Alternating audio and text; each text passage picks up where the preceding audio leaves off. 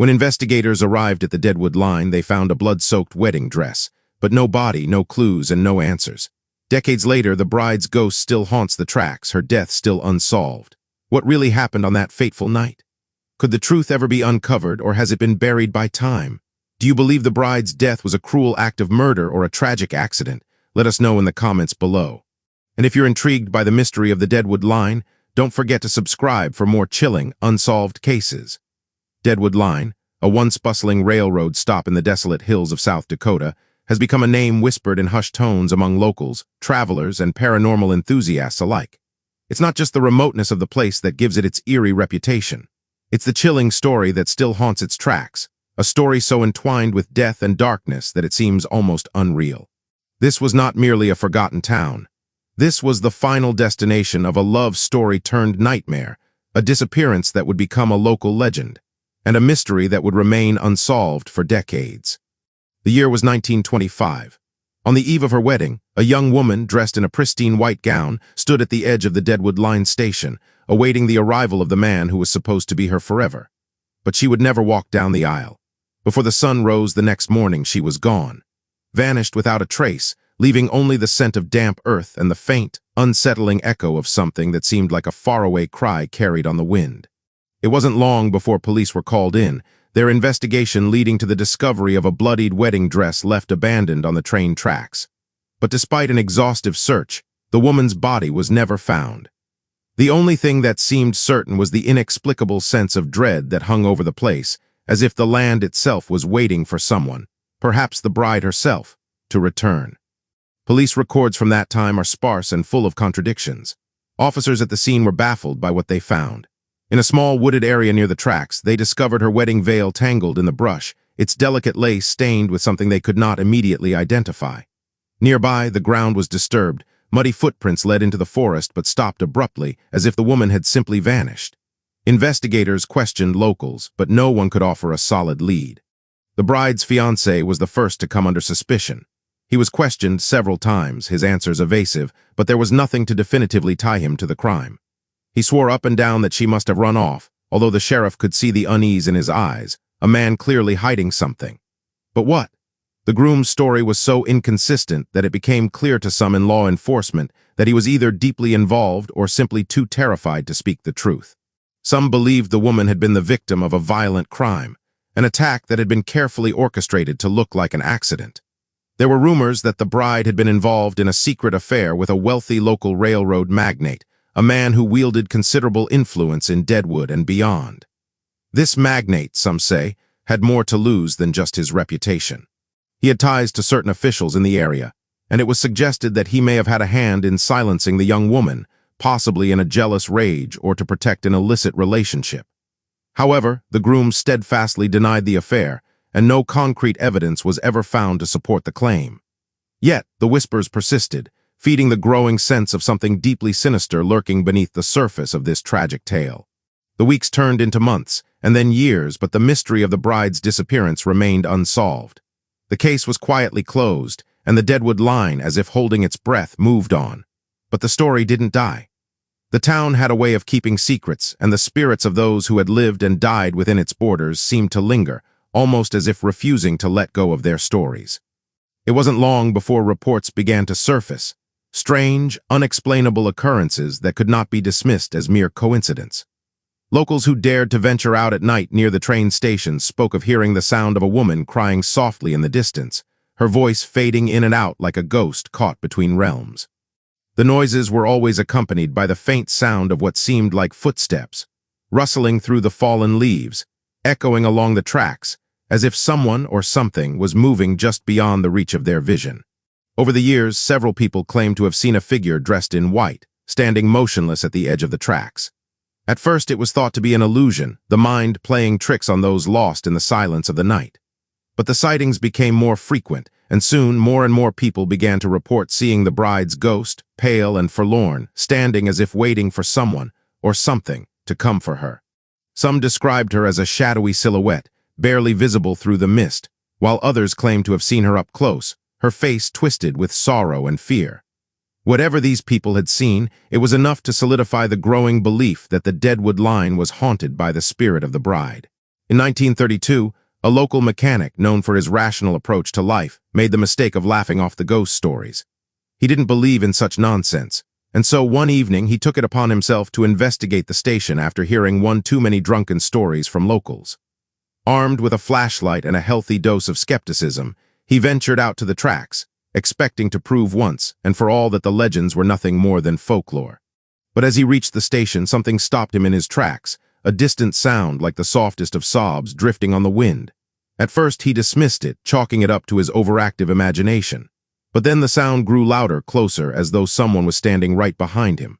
Turning quickly, the mechanic was met with nothing but empty space.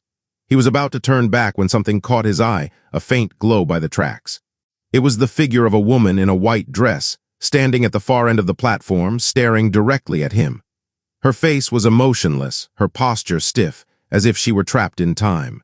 Frozen in terror, the mechanic didn't know what to do. As quickly as the apparition appeared, it vanished into the shadows, leaving behind nothing but a cold, bone-chilling air.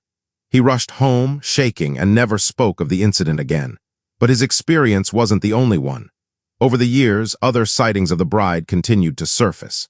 But one chilling detail remained consistent. Each person who had seen her described the same unsettling expression on her face. A mix of confusion, sorrow, and something darker, more desperate. The groom's face seemed to haunt her still, trapped in some unresolved moment between life and death. There was no escaping the feeling that something, or someone was watching, lingering just out of sight. Some believed that the bride was trying to send a message, a cry for help that had gone unheard for so long. Others whispered that her ghost was not at peace because her death had never been properly explained. The police may have closed the case, but in the hearts of those who lived in Deadwood, it was clear. The truth had been buried and the bride's spirit was restless. What really happened on that fateful night, and why had her spirit never found peace? Even the most seasoned investigators struggled to find a satisfying answer. The more people came to Deadwood Line, the more the legends grew. The bride's presence seemed to grow stronger, as if she had become part of the very fabric of the land itself. The question that lingered in the air like the fog that rolled in each night was simple. Would the truth ever come to light, or would the Bride of Deadwood Line remain forever lost in the shadows, her story consumed by the darkness of time? The question that lingered in the air like the fog that rolled in each night was simple. Would the truth ever come to light, or would the Bride of Deadwood Line remain forever lost in the shadows, her story consumed by the darkness of time?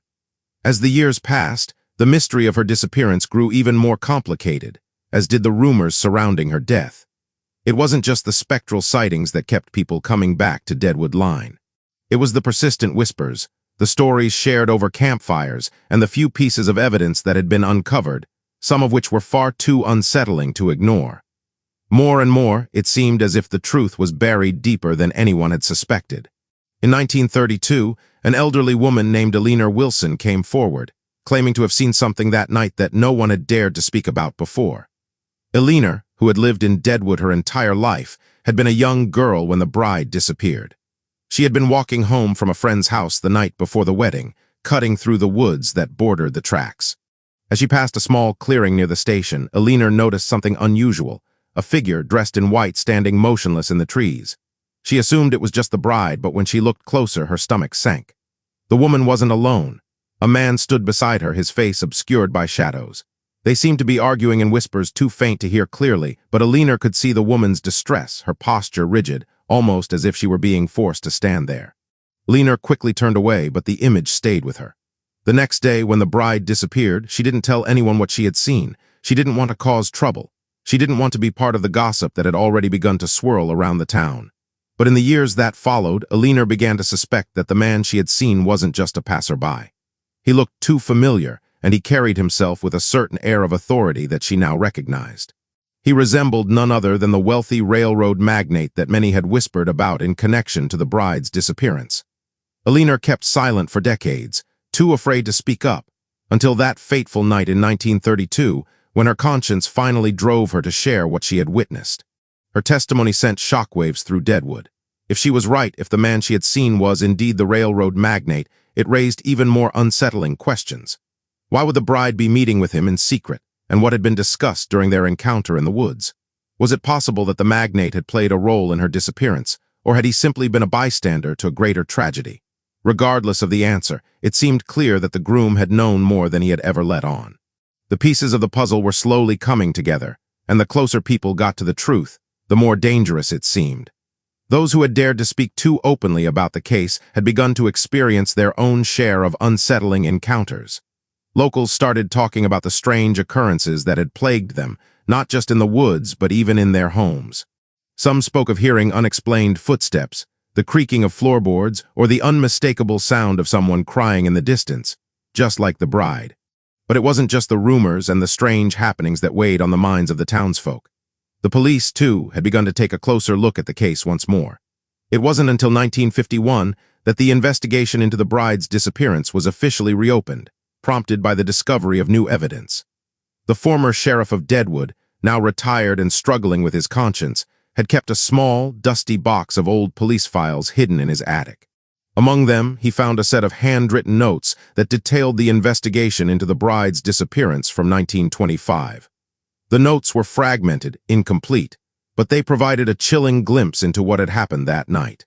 According to the notes, one officer had reported finding a peculiar object near the station shortly after the bride's disappearance, a wedding ring, small and delicate, lying discarded on the tracks.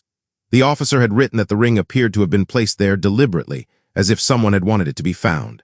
But the most unnerving part of the report was the officer's description of what happened next. He had tried to find the owner of the ring, but no one in town seemed to recognize it. The groom, when questioned, was unusually calm, almost detached. He claimed that the bride's ring was nothing like the one found on the tracks, though he had refused to elaborate further.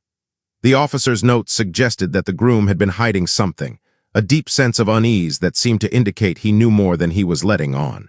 The problem was, there was no solid evidence to support any of the theories. No one could explain why the ring had been left behind, and no one could explain why the groom had been so quick to dismiss it. The ring's discovery was just the beginning. Over the next few months, several other pieces of evidence were uncovered, each adding more questions to the already murky case. A pair of muddy boots was found hidden near a nearby creek, and a torn piece of the bride's wedding gown was discovered clinging to a thorn bush at the edge of the forest. The items seemed to point to a violent struggle, but nothing concrete emerged. Still, the discovery of these objects reignited interest in the case, and many wondered if they were being deliberately hidden or if someone had been trying to cover up the truth. In 1952, a new investigator, an ambitious young man named James Donovan, was assigned to the case. Donovan had grown up in Deadwood and knew the history of the town well, including its many secrets.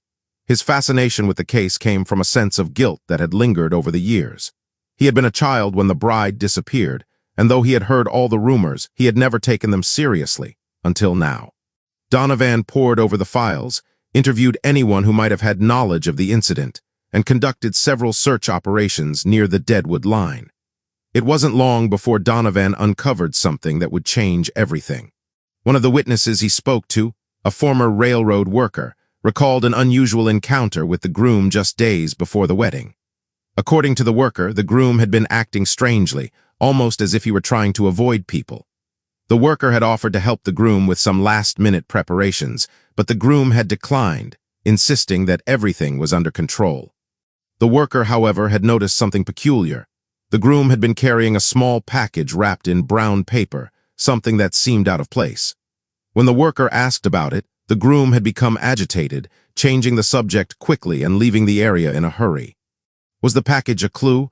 Donovan couldn't be sure, but he was beginning to think that the groom might have had something to do with the bride's disappearance after all. And the more he dug into the background of the railroad magnate, the more connections he found between the two men. Could it be that the magnate had used his influence to make the disappearance disappear, forever? Or was there something darker at play, a deeper conspiracy tied to the town's wealth and power? The further Donovan pushed into the mystery, the more unsettling his discoveries became. He realized that Deadwood, in its desire to move on from the tragedy, had buried something much more sinister, something that refused to stay buried for long. And the bride, it seemed, was still waiting for justice, her spirit clinging to the tracks, her story far from finished. Would the truth ever come to light, or would the dark secrets of Deadwood Line remain hidden forever, sealed within the rusted train cars and the forgotten woods? The answer was close, too close for comfort. But no one knew just how far the darkness would reach before it was finally exposed. The answer was close, too close for comfort. But no one knew just how far the darkness would reach before it was finally exposed. As investigator James Donovan continued to peel back the layers of Deadwood Line's haunted past, he began to sense that he was not just digging into a case of long-forgotten tragedy. No, this was something deeper, something more insidious. It wasn't simply a missing persons case anymore. It was a story of power, betrayal, and violence that had been carefully hidden away by the town's most influential families. The closer Donovan got to the truth, the more it became clear that the bride's disappearance was only the surface of something far more terrifying, something that had festered beneath the quiet town for generations. Donovan's next breakthrough came from an unlikely source. The town's oldest resident, a woman named Agnes Lambert, who had witnessed the events surrounding the bride's disappearance from a unique perspective. Agnes, now frail and nearly blind, had been the wife of the sheriff who had originally investigated the case. She had spent countless hours with her husband, listening to him recount the many theories, dead ends, and mysteries that surrounded the bride's vanishing. Though much of what Agnes had overheard seemed trivial at the time, one thing stood out in her memory, an offhand comment her husband had made years ago, long before he passed away. He had mentioned that the groom's family had been involved in a series of unsavory business dealings, their connections to the railroad far deeper than anyone had realized. Her husband had never been able to confirm these rumors, but he suspected that the groom might have been hiding something, a secret that could ruin everything. Agnes's revelation sent a chill down Donovan's spine. The groom, it seemed, was not the man everyone had assumed him to be. His connection to the railroad magnate was more than just a coincidence. It was part of a larger web of corruption, one that reached deep into the fabric of Deadwood itself. The magnate, it turned out, had been heavily invested in the development of the railroad lines running through the town, using his wealth and influence to manipulate the local economy. There had been whispers of shady deals, illegal land acquisitions, and a network of powerful figures working together to control the area. Could the bride's disappearance have been a direct result of this corruption? Had she somehow become a pawn in a deadly game of greed and power? Donovan dug deeper, seeking out more witnesses from that time, and soon a disturbing picture began to form. It was clear that the bride's sudden disappearance wasn't as simple as a lover's quarrel gone wrong or a spontaneous decision to flee with someone else. As Donovan pieced together the scattered accounts from the townspeople, one name kept coming up: Henry Archer, the railroad magnate's right-hand man. Archer was a figure cloaked in mystery, known for his ruthless business dealings and his tight grip on Deadwood's political landscape. Several people recalled seeing him at the station on the night of the bride's disappearance, and there were even reports of an argument between Archer and the bride's fiancé earlier that week, one that had taken place in the town square, witnessed by multiple townsfolk. The groom, it seemed, had been more than just an innocent victim in all of this. The more Donovan learned, the more he suspected that the groom had been involved in something much darker than anyone had realized. One former acquaintance of the groom, an old friend from his childhood, told Donovan that the groom had once confided in him about a family secret, something that had haunted him for years. The secret, the friend had said, was tied to the groom's involvement with the magnate's operations, though the exact details were never made clear. But the friend had made one thing clear. Whatever the groom had been hiding, it was something that could ruin him, his family, and anyone else caught in its web. Donovan felt the weight of the case grow heavier with each new revelation. The town had been built on lies, on the manipulation of its own people by a powerful few. And the bride? She had been caught in the crossfire, her life torn apart by forces far beyond her control. It was starting to look like the bride had known something that threatened to expose the entire network of corruption that had been festering for years. Had she uncovered the secret and paid the ultimate price for it? The breakthrough came when Donovan unearthed a series of old letters, written by the bride herself. They had been tucked away in a forgotten drawer of the local library, left behind by someone who had once cared enough to keep them safe. The letters were addressed to a friend, someone the bride had confided in about her fears leading up to the wedding. In one of the final letters, the bride wrote about her unease regarding the groom's involvement with the railroad magnate and the mysterious meetings she had witnessed between the two men. The last letter she had written, dated just days before her disappearance, hinted at something much darker. "I fear I am not safe. He knows something about me. He won't let me go." The implications of the letter were undeniable. The bride had been trying to escape someone, but she had never been able to break free. She had been caught between two worlds, one of love and marriage and the other of power and corruption. In her final days, she must have realized the true danger she faced, and it was likely that she had tried to flee before it was too late. but someone had found her before she could escape, and whoever that was had ensured that she would never leave Deadwood alive. Donovan's investigation had now taken a dark turn. The more he uncovered, the more the story began to align with something much more sinister than anyone had imagined. The missing bride wasn't just a tragic victim of love gone wrong. She had been murdered to keep her silent, to prevent her from exposing the truth. But who had done it? Was it the groom, desperate to protect his own reputation and connections? Or had the railroad magnate's influence reached even further, extending into the shadows to silence anyone who threatened to reveal the secrets of Deadwood? As Donovan dug deeper into the town's history, he began to see patterns emerge, patterns that were too chilling to ignore. It wasn't just the bride who had disappeared. There had been others, people who had gone missing over the years, all connected to the railroad, all linked by a series of unexplained events. A local historian, when approached by Donovan, spoke of similar disappearances from the early 1900s, each one followed by strange occurrences and eerie whispers of a conspiracy. These were not isolated incidents. They were part of a larger, darker story that had been buried beneath Deadwood's idyllic facade for far too long. And then, just when Donovan thought he had reached the end of his investigation, a new clue surfaced, one that would send shockwaves through the entire case. A letter postmarked from Deadwood arrived on Donovan's desk one morning, its contents as cryptic as they were chilling. The letter was addressed to the groom's family, written in a hurried, almost frantic hand. It contained only one sentence. She knew too much. She had to be stopped. The letter was unsigned, but the handwriting was unmistakable. It was Henry Archer, S. The realization hit Donovan like a thunderclap. The magnate's right-hand man, the very man who had once been the groom's closest ally, had orchestrated the bride's death. But why? What had she discovered that was so dangerous? Was it simply her knowledge of the town's dark secrets, or was there something more? A hidden truth that had been buried beneath layers of deceit, one that had been silenced by the blood of an innocent woman. The pieces were falling into place, but the true horror of the story was just beginning to unfold. In that moment, Donovan knew that the case was far from over. It wasn't just about finding the truth anymore. It was about uncovering a conspiracy that had been hidden for decades. And if he wasn't careful, he might become the next victim of a story that had been written in blood long before he ever arrived. In that moment, Donovan knew that the case was far from over. It wasn't just about finding the truth anymore. It was about uncovering a conspiracy that had been hidden for decades. And if he wasn't careful, he might become the next victim of a story that had been written in blood long before he ever arrived. The chilling realization settled over him like a thick fog. Deadwood Line wasn't just haunted by the bride's spirit. It was haunted by its own history. A history of lies, corruption, and power that had poisoned the town from within. For decades, the town had been ruled by the secrets of the powerful few, and the bride had become one of their first casualties. But what Donovan was uncovering was far more dangerous than a single murder. It was the discovery of a system that had perpetuated death and silence for generations. Donovan couldn't shake the letter he'd received from Henry Archer. The man who had been the right hand of the railroad magnate was no longer just a bystander in the story. He was now a key player, a man whose involvement had crossed over into something far darker than anyone had imagined. The letter, postmarked from Deadwood, seemed like the final piece of the puzzle, a piece that had been hidden away deliberately, waiting for someone to put it all together. Archer's words were chilling. She knew too much. She had to be stopped. There it was, the motive. And yet Donovan still didn't know what exactly the bride had discovered or why Archer had been so eager to silence her.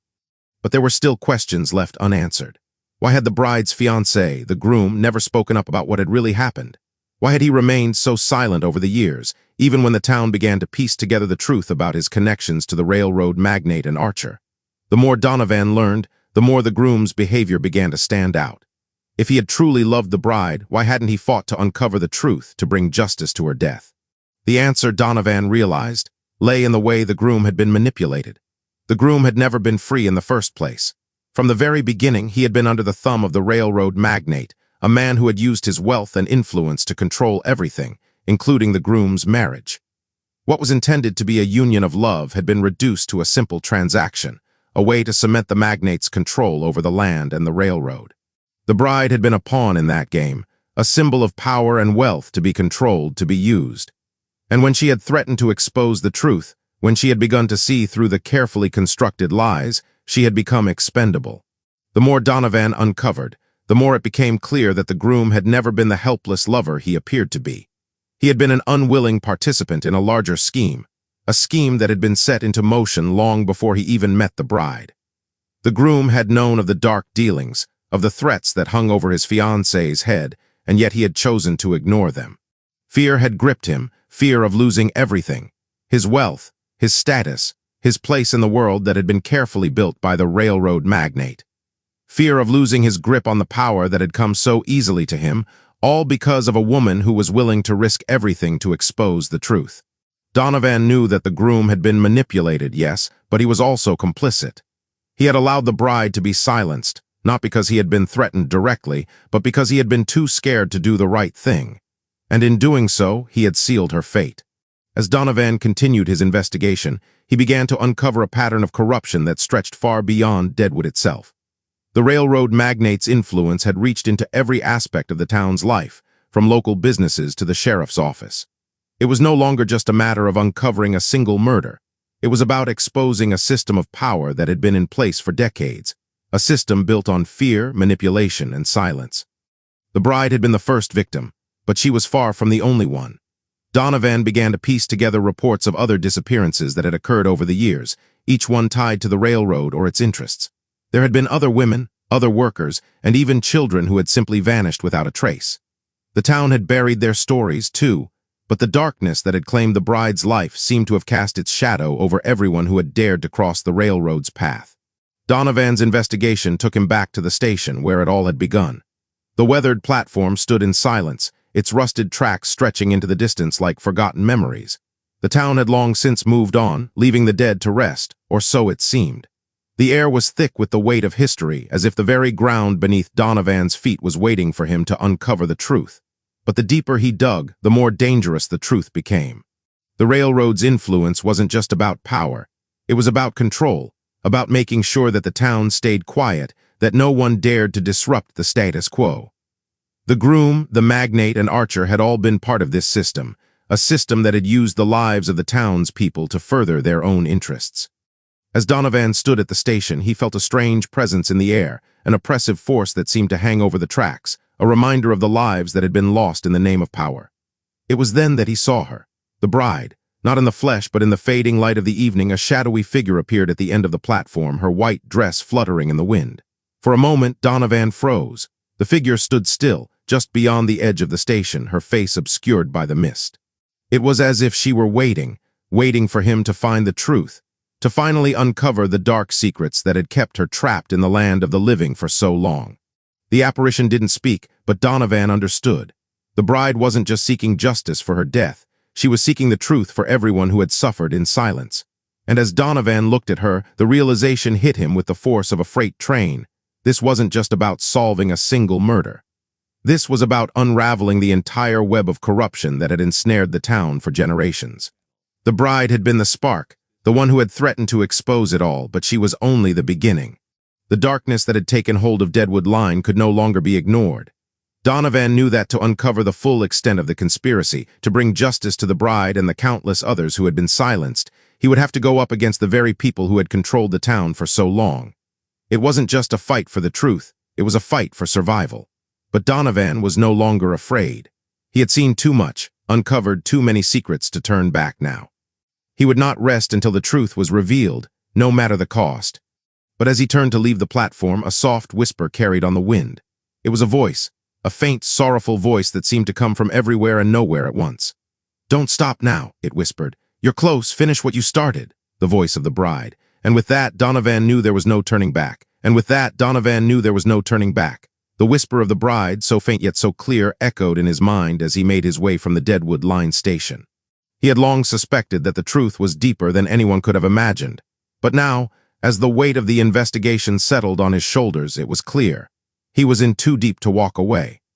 The town of Deadwood had been suffocating under its own secrets for too long, and the bride, her death an eerie linchpin in a much larger conspiracy, had refused to stay silent. Donovan understood now that it was not just about uncovering the bride's killer. It was about dismantling the web of power that had kept Deadwood's darkest truths hidden for decades. The revelation that the groom, the once innocent lover, was more complicit than anyone could have guessed sent shockwaves through Donovan's investigation. The groom hadn't just been a man in love with a woman who had become a victim. He had been part of something far more sinister. He had been entangled in a system of corruption, fear, and manipulation that had wrapped its tendrils around Deadwood's most powerful figures: the railroad magnate, his right-hand man Henry Archer, and others who had ensured that no one would ever question their control. The groom's silence, his failure to speak out, wasn't merely a sign of grief. It was an act of preservation, a choice to safeguard his place within this toxic system, no matter the cost to the woman he was supposed to love. The more Donovan discovered, the more he realized that the groom had been just another cog in a much darker machine. In his pursuit of the truth, Donovan's search led him beyond the small town of Deadwood. He traveled to nearby cities, scoured old records, and interviewed those who might have known the bride's family. But each lead only seemed to deepen the mystery, revealing more layers of a conspiracy that stretched far beyond a single murder. The railroad magnate's influence, it seemed, had reached across the state, into politics, business, and law enforcement. His hands were everywhere. The more Donovan uncovered, the more he began to fear that this was no longer just an isolated case of a murder swept under the rug. It was a reflection of the very system that had kept Deadwood's citizens oppressed for generations. The bride had been a casualty of that system, one of many who had become lost in the machinery of control and power. She had been the first to speak out, to resist, and for that, she had paid the ultimate price. Donovan's breakthrough came when he stumbled upon a series of legal documents hidden within the town's courthouse, files that had never been made public, and for good reason. The documents detailed a settlement made by the railroad magnate's estate following a series of accidents that had occurred over the years. The files were disturbingly vague, filled with legal jargon and redacted names, but one entry stood out: an agreement between the magnate's company and several influential members of Deadwood's law enforcement. In the document, there was mention of incidents involving employees and family members whose disappearances had been handled privately to avoid public scandal. The wording was chilling. It wasn't just about a single murder. It was about a pattern of disappearances, deaths that had been brushed aside, ignored, and covered up by those in power. Donovan's heart pounded as he read further. It became clear that the bride's death had not been an isolated incident. The town, it seemed, was littered with stories of people who had vanished without a trace, whose families had been paid off or intimidated into silence. It was a network of secrets, and the bride had been a threat to that network, a threat that had to be eliminated. But the more Donovan learned, the more he realized that these disappearances weren't just about protecting the magnate's empire. They were about something far more insidious, something tied to the very foundation of Deadwood itself. In a final twist that seemed almost too surreal to believe, Donovan came across an old letter, sent anonymously to the town's newspaper years after the bride's disappearance. The letter was written by someone claiming to be an eyewitness to the bride's final moments. The letter detailed a scene so haunting, so grotesque, that Donovan almost couldn't bring himself to finish reading it. According to the letter, the bride had not been killed on impulse or in a fit of rage. She had been tortured, questioned about what she had uncovered, and then executed to ensure that she would never speak the truth. But what shocked Donovan the most was the implication that the man responsible for her death was someone no one had suspected: the groom. The letter claimed that the groom, under pressure from the railroad magnate and his allies, had been coerced into taking part in the bride's murder. He had been promised a place of power within the magnate's empire if he obeyed. At first, he had resisted. He had been in love with her, after all, but eventually he had relented. The letter went on to describe how the groom had helped lead the bride into the woods, where she was confronted by the magnate and Henry Archer. The final moments were described in chilling detail: the sounds of the bride's cries, the sharp snap of a gunshot, and the eerie silence that followed. It was not just a death, it was a calculated execution. Donovan could hardly comprehend what he was reading. The idea that the groom, the man who had once promised to love and protect the bride, had played such an active role in her death was too much to bear. But as more evidence came to light, it became clear that the letter was not a fabrication. The groom had been a key player, willingly complicit in the bride's murder, doing the bidding of the very people who had kept the town under their thumb for so long. The weight of the investigation was becoming unbearable. Donovan now realized that he had uncovered not just a murder, but a long-standing conspiracy that had festered within Deadwood for generations. The groom's actions, the railroad magnate's manipulation, and Archer's cold-blooded cruelty were all part of a larger scheme, one that had been built on the destruction of innocent lives, all to maintain control over the town and its people. As Donovan delved deeper, he began to encounter resistance from unexpected places. Former allies in the sheriff's department turned cold, and townsfolk who had once been open to speaking with him began to shut him out. It became clear that the influence of the railroad magnate and his allies still ran deep, and Donovan was no longer just investigating a murder. He was challenging an entire system. A system that had been built on lies, fear, and the oppression of those too afraid to speak out. The bride had been the first to fall, but she would not be the last. The truth was within reach, but with every step Donovan took toward it, the danger grew. He knew that the closer he came to uncovering the full extent of the conspiracy, the more he risked losing everything. The people behind the cover-up were not going to let their secrets come to light without a fight, and Donovan had no illusions about what they were willing to do to keep their control intact. As he prepared to confront those responsible for the bride's death, he couldn't shake the feeling that he was being watched. But he had no choice now. The bride had led him this far, and there was no turning back. The darkness had claimed her life, but Donovan was determined to make sure it didn't take his as well. The final confrontation was inevitable. It was only a matter of time before the truth would finally be exposed, and those who had hidden their sins for so long would have nowhere left to hide. Donovan was ready, but the question remained. When the dust finally settled, would the bride's restless spirit be the only one left to haunt Deadwood, or would the town finally be free of the darkness that had held it captive for so many years? The final confrontation was inevitable. It was only a matter of time before the truth would finally be exposed, and those who had hidden their sins for so long would have nowhere left to hide. Donovan was ready, but the question remained. When the dust finally settled, would the bride's restless spirit be the only one left to haunt Deadwood, or would the town finally be free of the darkness that had held it captive for so many years? Donovan's mind raced as he planned his next steps. He knew that he couldn't trust anyone who was still aligned with the railroad magnate or the remaining powerful figures in Deadwood. He had to go after them directly. The groom, though a broken man, still lived under the weight of the terrible choices he had made, and Donovan was certain that confronting him would provide the final pieces of the puzzle. The man had failed to stop the bride's death, had allowed the conspirators to get away with murder, and now his guilt would be his undoing. It didn't take long for Donovan to find the groom, hiding in a crumbling estate on the outskirts of Deadwood. The house was as decayed as the man inside, the walls sagging with time, and the furniture coated with dust and regret. When Donovan walked through the door, the groom was sitting in a darkened corner, a hollow shell of the man he had once been. His eyes were red, bloodshot, and sunken, like a man who had been living in a prison of his own making for years. The silence between them was heavy, thick with the weight of the past. Donovan didn't wait for the groom to speak. He knew the man had been waiting for this moment, had been hoping it would never come, but deep down, he must have known that the truth would catch up with him eventually. Donovan's voice was low, controlled, but it carried the weight of all the pain and sorrow that had accumulated over the years. "You let her die, didn't you?" he asked. "You were there when she was murdered. You knew the truth, but you chose to protect yourself." The groom's face twisted, a mix of fear and guilt flashing across it. He looked down at the floor, unable to meet Donovan's eyes. His hands trembled as he fumbled with the edge of his sleeve. The room seemed to close in on him, the ghosts of the past hanging like an oppressive fog. "I didn't want this," the groom finally muttered, his voice barely a whisper. "I loved her, I swear I did, but they made me do it. They promised me everything, power, money, security. I was just a fool, a boy who didn't know how to say no."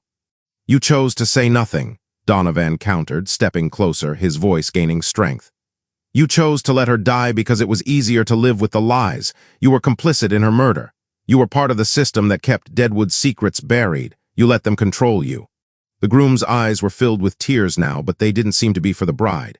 His guilt was raw, but there was a part of him that still clung to the idea that he had done nothing wrong. The realization that the bride's death was not an accident, not a tragic love story gone awry, but an execution designed to keep a dangerous secret, seemed too much for him to bear. "I didn't think it would go that far. I didn't think they would actually kill her." Donovan clenched his fists, his frustration boiling over. "They didn't just kill her, they killed her to silence the truth, and you helped them, you let them do it." He stepped forward again, his presence towering over the broken man in front of him. "She didn't deserve that. You took her life because you were too weak to stand up to them." The groom finally lifted his eyes, his expression hollow, his voice breaking as he whispered, "I didn't want her to die, I loved her, but in the end, I didn't have a choice, I was too scared." Donovan stood still, his thoughts swirling. The truth of it all hit him like a hammer, and for a brief moment he felt sympathy for the groom. The man had been weak, yes, but he was also a victim of a system that had corrupted everything it touched. And now that same system was crumbling. The question was whether the bride's death had been in vain, whether the truth would finally bring about the justice she had deserved. "I know you were scared," Donovan said quietly, his tone softer now. "But fear doesn't absolve you. She's gone, and you're going to have to live with that for the rest of your life." The groom fell to his knees, sobbing uncontrollably, the weight of his guilt finally breaking through the walls he had built. He was no longer the man he had been before that night. He was a broken shell of himself, lost in the regret and the silence that had defined his existence. Donovan turned away, unable to stay any longer. There was no justice left to serve here, not for the groom and not for the bride. But there was still one thing left to do. He had to take this truth back to Deadwood to expose the lies and the corruption that had stained the town for so long. He couldn't let the bride's death go unanswered, not when he had come so close to the truth. As he walked out of the crumbling house, Donovan made his way back to the heart of Deadwood, his resolve firm. The town was built on secrets, on lives that had been destroyed by the greed of the few. But Donovan wasn't just a visitor anymore. He was a part of the story now, and he had a duty to make sure the town knew the truth, no matter the cost. Back at the station, as the wind howled through the broken windows, Donovan sat in front of the police files once again. He started to write his report, detailing everything he had uncovered, the conspiracies, the disappearances, the murder, and the truth of the bride's death. He knew that once this report was made public, there would be no turning back. The town would never be the same. Some people would fight to bury the truth once again. Others, like the bride's spirit, would never rest until it was exposed. The report was long, the words weighed heavy with the knowledge of what it meant, but Donovan pressed on. As the ink dried on the page, a sense of finality settled over him. The bride had been the first to suffer, but her death had ignited a fire that would burn through Deadwood's darkest secrets. Donovan stood up from the desk, his mind at ease. The truth had finally come to light. The Bride of Deadwood Line has finally found her voice, but her story doesn't end here. What about the other mysteries buried beneath the surface of small-town America? What truths have been hidden in the shadows for years, waiting to be uncovered? If you want to hear more chilling, real-life stories that blur the lines between crime and the supernatural, make sure to subscribe. And as always, share your thoughts. What would you have done if you were in Donovan's shoes? Would you have risked it all to expose the truth? Let us know in the comments below.